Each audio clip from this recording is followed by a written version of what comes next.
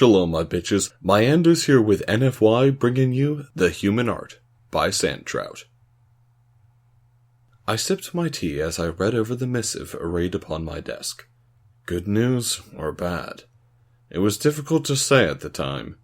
Almost anything that offered an end to the war ought to have been a welcome sight. Almost anything. The Admiralty would be incensed at the idea of accepting the offer. And even my guts turned as comprehension dawned. It would be shameful to accept, but my duty was not to pride. It was to my people, and on their behalf, I considered the message. To negotiate on such terms was unheard of among my people. To even entertain the idea of ceding territory to these beasts would cause riots. To accept peace now would reek of defeat and demoralize our soldiers. Yet, as we fought, our young died in their prime, thrown into a bloody stalemate that has lasted for decades already, and would last decades more. That is to say, if the food riots didn't destroy our industry first, leaving the Navy and Army to wither on worlds far distant from their homes, without equipment and munitions to fight against an enemy they could barely comprehend. And so, I considered the offer on my desk, for the sake of the survivors of this generation and the hopes of the next. The humans asked that we send representatives to meet with representatives from the Monloons to negotiate peace. The humans even offered to host the meeting within one of their systems near both ours and the Monloons' territory. It was near the largest conflict zone, though not a part of it. They said this was to ensure the safety of the delegates, as any attack on the meeting by either side would quickly face a large force from the other, as well as the human security contingent. It was odd still that the humans would even consider such an intervention. In spite of their proximity to the fighting, in galactic terms, their systems had been relatively untouched aside from the occasional raids from deserters gone pirate. Neither side was interested in antagonizing our neutral neighbor, because while the humans likely weren't a match for the military for either us or the Monloons, the majority of the military power of both sides was directed at the other in an unstable stalemate. The humans were unique in that, it seemed, though.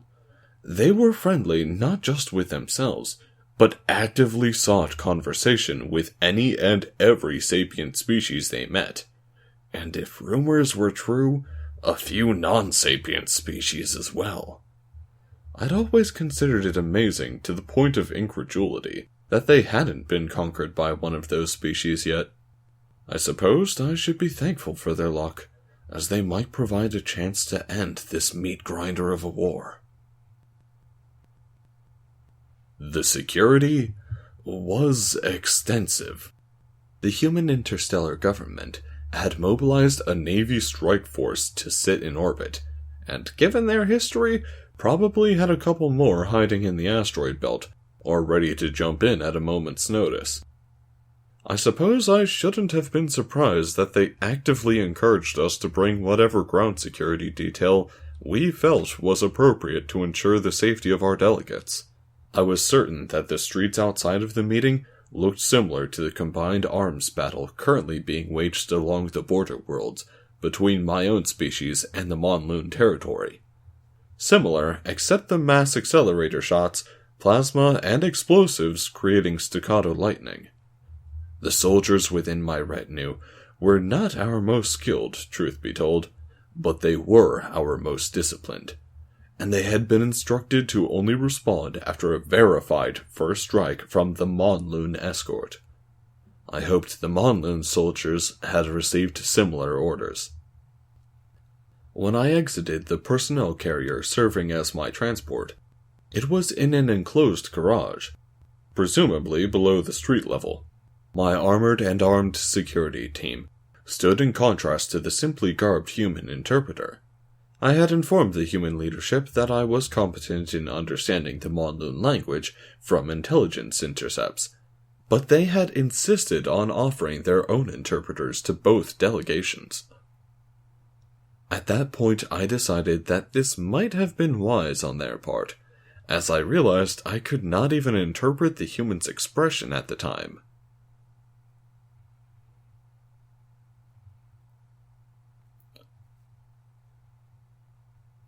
"Good to rise," the human greeted me with a remarkably clear rendition of my native tongue.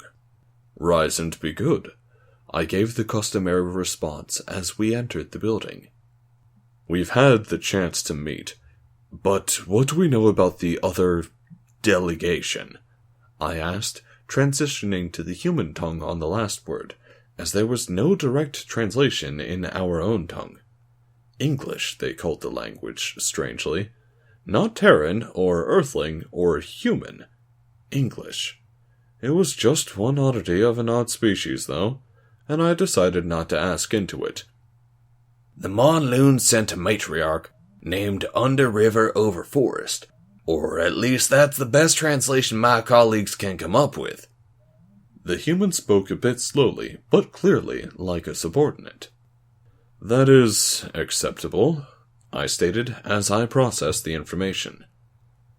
"As per the terms of the agreements, I'm not familiar with my counterpart serving as the interpreter for the opposing delegation, and only your name and rank will be revealed to the matriarch," the human assured me.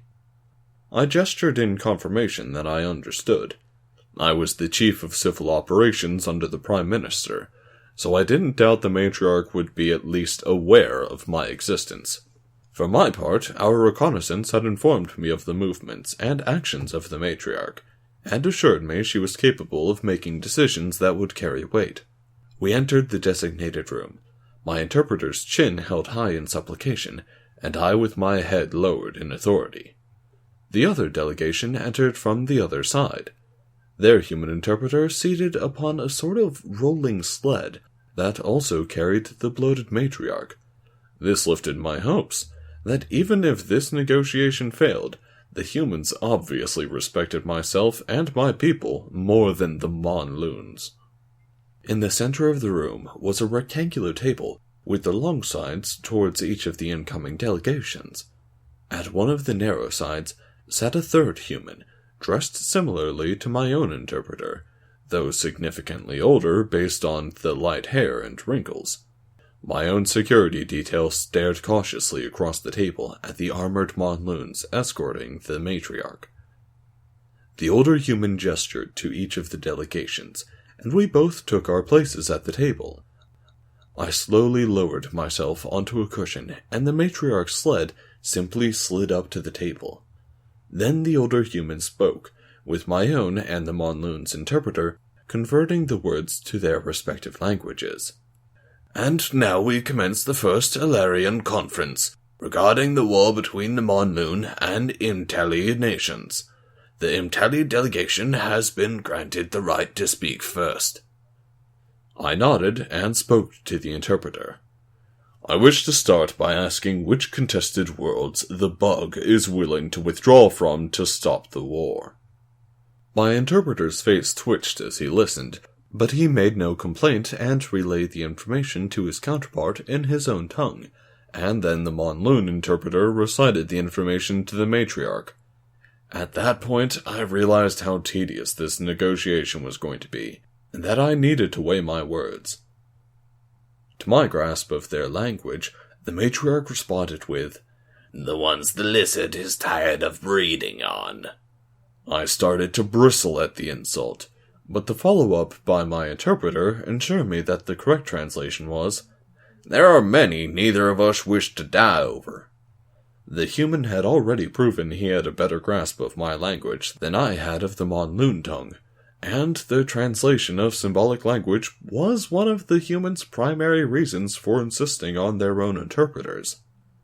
The tedious dialogue continued back and forth for several hours, as I agreed to withdraw soldiers burning one of their agricultural worlds in exchange for the Monloon Navy lifting the blockade on a system housing one of our main industrial colonies, as well as a general agreement to hold existing military units from offensive operations until further negotiations could determine the final conditions. Halfway through the negotiations, I realized that my disrespect for the matriarch was childish compared to her own polite respect. I would make sure not to underestimate her next time. Conrad lifted his beer mug to his counterpart. To saving the galaxy one lie at a time. Nazaha laughed and met his mug with her wineglass. To talking things out without a shootout. They both sipped before Nazaha spoke again. How long before they figure out how much we scrubbed that conversation? I'd give it at least 10 solar years. Either way, Ubisin was desperate for peace. I could practically smell it on him. Even if he figures it out tomorrow, I think he would thank us for it. Yeah, Underriver was sick of needing to spawn a new brood every month just to keep the population stable. Nazaha looked contemplative for a bit as she sipped her wine. I'm amazed how often a simple conversation calms things down so much, though. The elderly man that had been presiding over the talks stepped up to the bar to join the interpreters. They never learned how to, he said as he sat.